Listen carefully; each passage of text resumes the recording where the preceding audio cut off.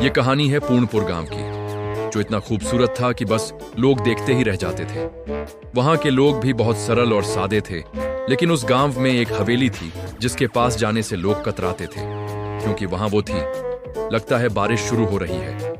अरे जल्दी जल्दी चल स्वामी। हाँ हाँ चल रहा हूँ, लेकिन तू ये हवेली की तरफ क्यों ले जा रहा है भाई? अरे ये छोटा रास्ता है ना। हाँ ये बात तो है, चल जल्दी चल। लेकिन जैसे ही वो लोग हवेली के पास पहुंचे तो बारिश बहुत तेज हो गई और ओले भी गिरने लगे। हे भगवान, ओले गिरने लगे। अरे भैया, मेरा तो सिर ही फूट जाएगा इन ओलों से। हाँ अरे जल्दी कोई छत ढूंढ।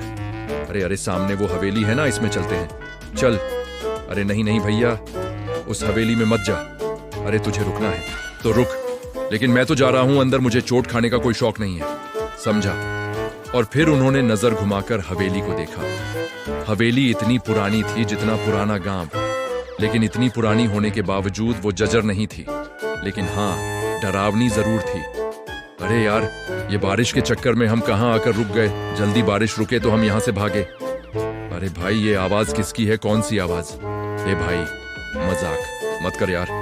ये कौन आ गया कि कौन आ गया कि कौन आ गया?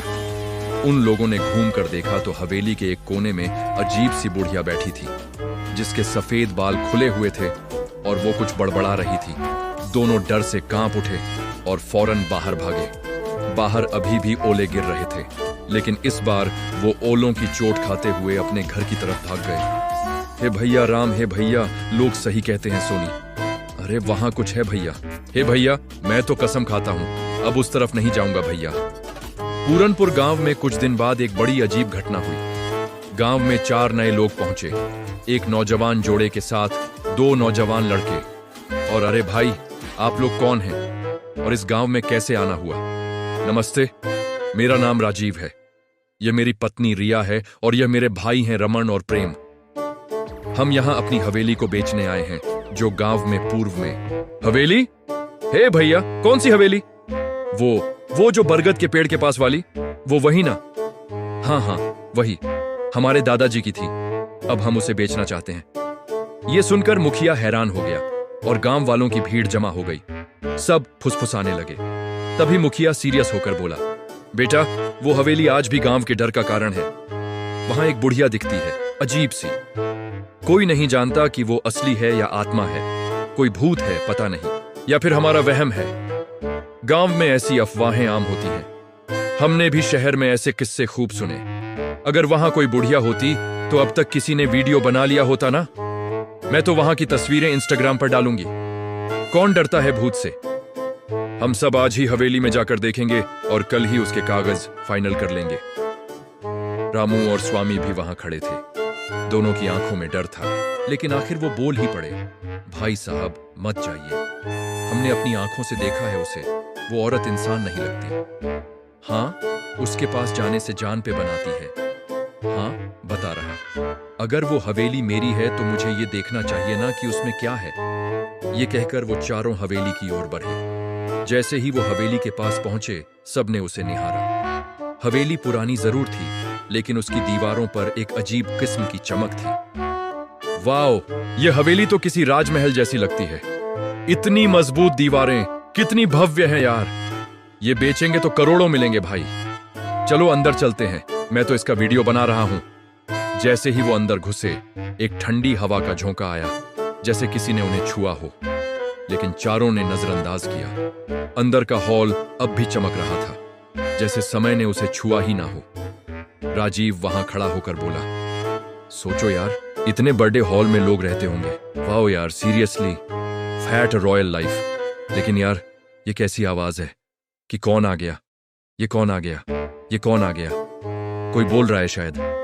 चलो उस तरफ चलते हैं, देखती हूं कौन इतनी एक्टिंग कर रहा है। चारों उस कोने की ओर बढ़ी, लेकिन वहां कुछ नहीं था। तभी चमगादड़ों का एक झुंड छत से निकला। हवेली? हे भैया, कौन सी हवेली? वो जो बरगद के पेड़ के पास वाली, वो वही ना? हाँ हाँ वही, हमारे दादाजी की थी। अब हम उसे बेचना चाहते हैं। ये सुनकर मुखिया हैरान हो गया और गांव वालों की भीड़ जमा हो गई। सब फुसफुसाने लगे। तभी मुखिया सीरियस होकर बोला, बेटा, वो हवेली आज भी गांव के डर का कारण है। वहां एक बुढ़िया दिखती है, अजीब सी।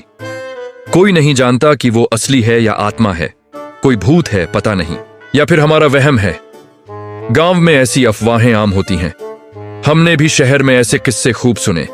अगर वहां कोई बुढ़िया होती तो अब तक किसी ने वीडियो बना लिया होता ना। मैं तो वहां की तस्वीरें इंस्टाग्राम पर डालूंगी। कौन डरता है भूत से?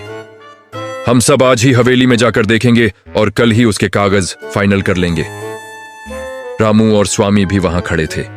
दोनों की आंखों में डर था, लेकिन आखिर वो बोल ही पड़े, भाई साहब मत जाइए। हमने अपनी आंखों से देखा है उसे। वो औरत इंसान नहीं लगती। हाँ, उसके पास जाने से जान पे बनाती है। हाँ, बता रहा। अगर वो हवेली मेरी है तो मुझे ये देखना चाहिए ना कि उसमें क्या है। ये कहकर वो चारों हवेली की ओर बढ़े। जैसे ही वो हवेली के पास पहुंचे, सबने उसे निहारा। हवेली पुरानी जरूर थी, लेकिन उसकी दीवारों पर एक अजीब किस्म की चमक थी। वाओ, ये हवेली तो किसी राजमहल जैसी लगती है। इतनी मजबूत दीवारें, कितनी भव्य है यार। ये बेचेंगे तो करोड़ों मिलेंगे भाई।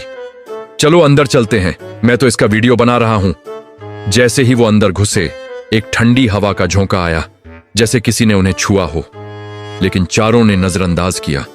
अंदर का हॉल अब भी चमक रहा था, जैसे समय ने उसे छुआ ही ना हो। राजीव वहां खड़ा होकर बोला, सोचो यार, इतने बड़े हॉल में लोग रहते होंगे। वाओ यार, सीरियसली फैट रॉयल लाइफ। लेकिन यार, ये कैसी आवाज है कि कौन आ गया, ये कौन आ गया, ये कौन आ गया? कोई बोल रहा है शायद। चलो उस तरफ चलते हैं, देखती हूं कौन इतनी एक्टिंग कर रहा है। चारों उस कोने की ओर बढ़ी, लेकिन वहां कुछ नहीं था। तभी चमगादड़ों का एक झुंड छत से निकला।